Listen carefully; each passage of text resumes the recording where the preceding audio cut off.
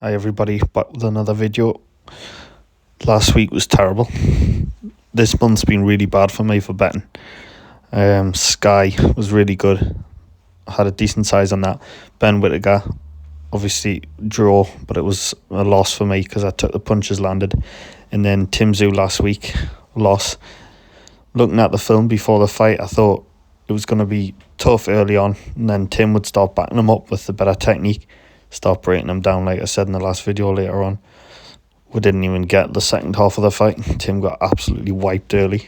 I don't know what made him come out so aggressive in an attack like that. He was pretty reckless, and also background looked really strong. So we'll go again this week. This week I'm going to look at Catteral versus Prograis.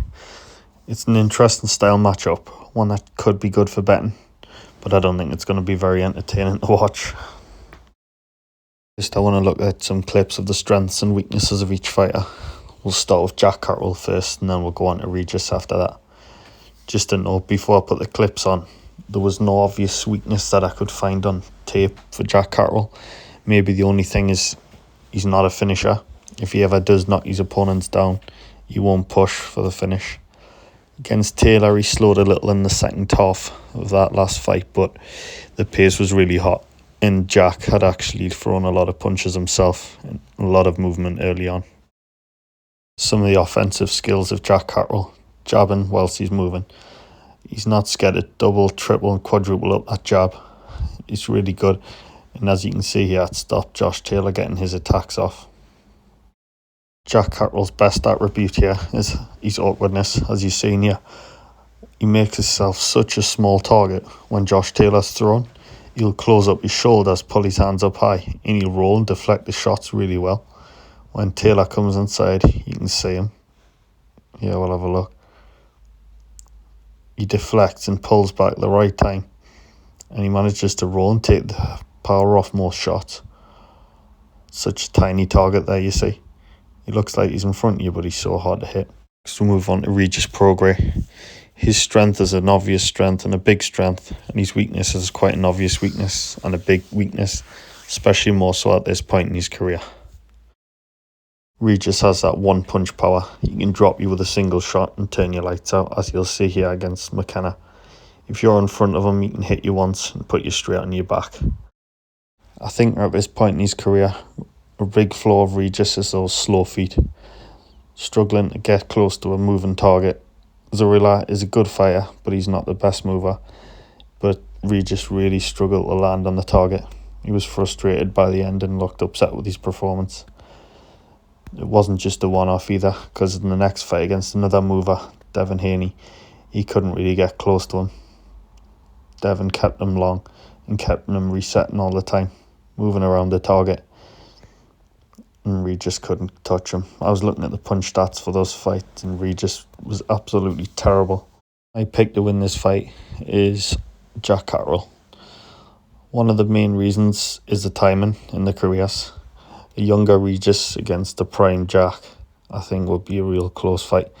But I possibly still pick Jack just for the awkwardness and the way he fights. But anyway, I think Catteral's going to win this fight based on his faster feet and his good jab. I think every time Regis goes to get set to throw those big shots, Catteral's just going to cover up in that small defensive stance, but move his feet back too, take himself out of range, and then push that double, triple jab in Regis's face. I think this could be a boring fight. Catteral knows there's danger within the power of Regis Prograis, and he knows what he needs to do.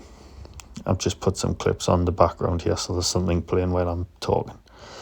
But Catteral, the only thing with Catteral, he's quite a boring to watch, because once he gets in that rhythm and he's got your timing figured out, he's really hard to come back against.